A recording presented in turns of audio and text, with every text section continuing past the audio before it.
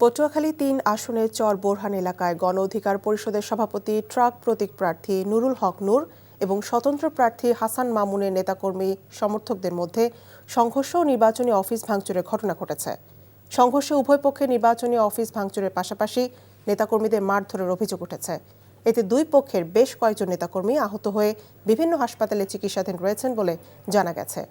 গণ অধিকার পরিষদের পক্ষ থেকে অভিযোগ করা হয়, স্বতন্ত্র প্রার্থী হাসান মামুনের সমর্থকরা পরিকল্পিতভাবে তাদের নির্বাচনী কার্যক্রমে বাধা দেয় এবং নেতাকর্মীদের ওপর হামলা চালায়।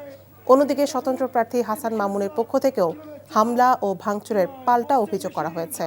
খবর পেয়ে স্থানীয় প্রশাসন ও আইনশৃঙ্খলা বাহিনী ঘটনাস্থলে গিয়ে পরিস্থিতি নিয়ন্ত্রণে আনে। এ বিষয়ে আইনগত ব্যবস্থা প্রক্রিয়াধীন রয়েছে বলে জানিয়েছে পুলিশ।